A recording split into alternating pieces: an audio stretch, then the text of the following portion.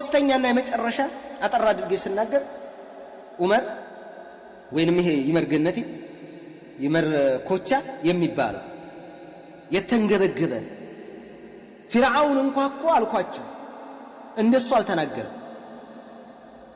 ኢብሊስ ራሱ فبعزتك ብሎ ነው አላህ Subhanahu Wa Ta'ala በሩቡብያ እኮ ያምናል። አባ ወስተክበረ ወካነ من الكافر አሻንጉሊት እኮ ነው እያለ ያለው ይሄ በሐዲስ በቁርአን የተጠቀሰን በሐዲስ በቁርአን የተነገረን አሻንጉሊት ብሎ እየቀረጸ ያለው እኔ እናንተ ከምናስተምር ሷሃቢዎች የተረዱትን ነብዩ ያስተማሩትን ሐዲስ ቁርአን የሚገልጸውን የልዕላህ ያሉን ጌታ አላህ Subhanahu Wa Ta'ala ባህሪን አገጣጠመና አሻንጉሊት ሰራ። አሻንጉሊት ብሎ ተናገረ። ይሄ እኮ ከነታንያሁ በላይ እኮ ነው። ይሄ እኮ ከአይሁድ በላይ እኮ ነው። እንዲሁ ኢብሊስ ራሱ የሚያስታውሰው አይመስልህም? አንዳንድ ያነጋገሩ ነው የሰውየው ጋጠ ወጥነት ስለመለከተ ይሄ አሁን እናንተ ጋር ሙስሊም ነው ወላሂ ወቢላሂ ወተላህ ዑመር ኮምበልሻል እንደዛ አይነት ንግግር እየሰማ እንደዛ አይነት የሱን አካሄድ እየሰማ ሙስሊም ነው የሚል ፈሆ ካፊር አው አክፈሩ ሚን ከዑመር ኮምበልሻል በላይ ካፊር ከሃዲ ነው የሚሆነው። እንደዛ አይነት ውስጥ አላህን እንደዚህ እየሰደበ እየሰማ ላ ኢላሃ ኢላላህ አላህን ሰደበውና ይሄ እኮ ረድ ብቻ አይደለም የሚደረግበት ሐቅ ሊባል የሚገባው እኮ ነው እንዴ። ከእፎይ በላ እኮ ነው ተናገረው። እፎይ ነብዩን አለይሂ ሰላቱ ወሰለም በልጅነት ሲል ደፈረ አይሻን ደፈረ ተብሎ ብሎ ተናገረ ተሳደበ ዲናችንን ተብሎ ነብዩን ስለሰደበ ቀውጤ ነው አይደል ተደረገ። ይሄ አላህ Subhanahu Wa Ta'ala አሻንጉሊት እያለ እኮ ነው ጦጣ እያለ እኮ ነው እየተናገረ ያለው። አገላለጹን እንኳን ተመልከተ።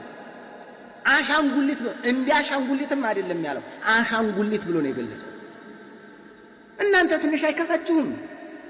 አጮሁም? ላ ኢላሃ ኢላላህ። ኧረ ተው አቅም ያላችሁ አቅም ያላችሁ የተወሰነ ነገር በንግግርም ተንቀሳቀሱ። እንደው ቢቻል እኮ ልንገራችሁ ይሄ እኮ ቁርአን እኮ ሲያስቀምጥ ሌብነት ሐራም ነው ብቻ አይደለም ሌብነትን ብቻ አይደለም ያወገዘው። ወሳሪቁ ወሳሪቀቱ ፈቅጠዑ አይዲየሁማ ጀዛአን ቢማ ከሰባ ነካለን ሚነላህ ወላሁ ዐዚዙን ሐኪም። ልዕላህ ያሉ ጌታ የነገረን ይሄን ወንድ ሌባና ሴት ሌባ እጆቻቸውን ቁረጧቸው አለ አላህ Subhanahu Wa Ta'ala በሰሩ ስራ ክፍያ ከአላህ Subhanahu Wa Ta'ala ቅጣት ሲሆን ይሄው እጅ ይቆረጣል። አኺራ ላይ አንተ እኮ ትቀጣለህ። እንደዚህ ሌባ ሆነህ እኮ እንደዚህ ትሆናለህ። ጀሃነም አላሉ ትቀጣለህ። ይሄን ብቻ አይደለም ቁረጡም አለ አላህ Subhanahu Wa Ta'ala እጃቸው እንዲቆረጥም። ለምን እተቁላህ አያድነው አይከለክለውም። ብዙውን ሰው ባለጌ ነው መረን የለቀቀ ነው። ይሄ አካል እኮ እየሰራ ያለው ስራ እየተሳደበ እንዴት ንቅንቅ አለ ማለቱ እኔ ሰላማዊ ሰልፍ ውጡ አይደለም እንዴት መቀዝቀዙ እንዴት ነው?